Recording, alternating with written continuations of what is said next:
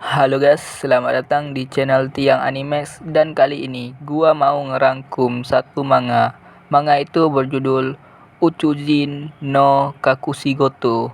Oke, tanpa lama-lama lagi kita masuk ke dalam videonya. Cerita dimulai dengan memperlihatkan seorang perempuan aneh.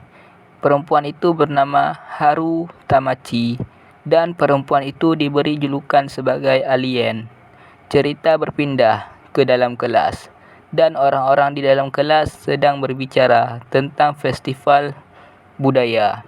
Si Tamachi tiba-tiba ngangkat tangan dan berkata, "Bagaimana dengan kata?" Orang-orang yang berada di kelas sentak tertawa karena mendengar ucapan Tamachi, kecuali MC kita ini. Dia merasa khawatir karena dia adalah ketua kelas. Tapi saat MC kita ini pulang ke rumah, dia merasa syok sekaligus sedih karena dia mendapatkan kabar kalau orang tuanya meninggal karena kecelakaan. Saat MC kita ini lagi bersedih, tiba-tiba Tamachi mengunjungi rumahnya dan menanyakan kenapa ia tidak ke sekolah. MC kita ini berkata, "Kamu belum mendengarnya." Dan Tamachi membalas, "Aku dengar orang tuamu meninggal." Dan Tamachi berkata lagi, "Jadi, apa masalahnya jika mereka meninggal?" MC kita yang mendengar itu tentu saja sangat marah kepada Tamachi. Tamachi yang melihat kelakuan MC kita ini kembali berkata, "Aku cuma bilang tidak ada alasan untukmu marah dan sedih."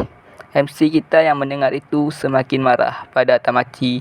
Tapi itu tidak berlangsung lama, karena setelah itu Tamachi bilang, "Itu bukan yang diinginkan oleh orang tuamu." MC kita yang mendengar hal itu malah jatuh cinta pada Tamachi. "Bangsa, capek gua bicara MC, kita ganti aja nama panggilan pria ini menjadi ketua kelas."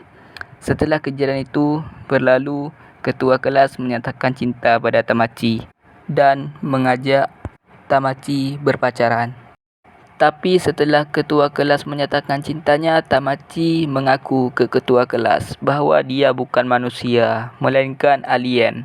Tamachi berkata kalau dia ke bumi untuk menyelidiki manusia di bumi. Sebenarnya itu kedua kalinya ada orang yang mengajak Tamachi berpacaran. Tapi yang pertama kabur setelah Tamachi menampakkan wujud aslinya.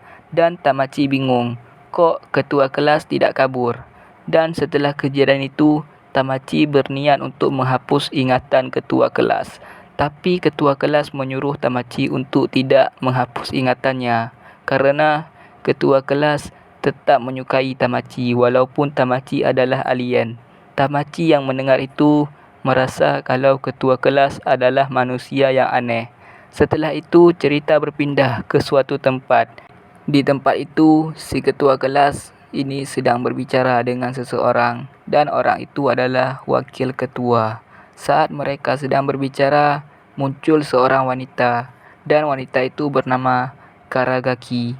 Dan setelah itu cerita kembali berpindah ke rumah ketua kelas.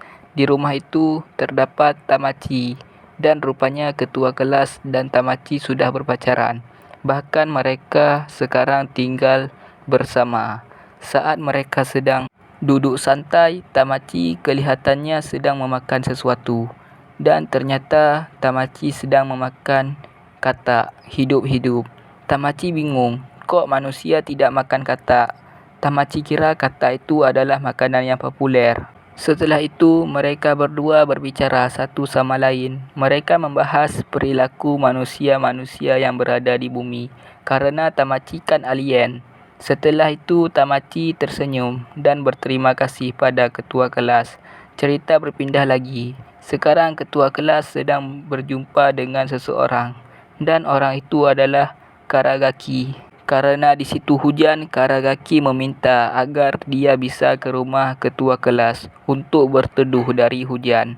Setelah itu mereka berjalan menuju ke rumah ketua kelas. Saat mereka sampai ke rumah ketua kelas, mereka disambut oleh Tamachi.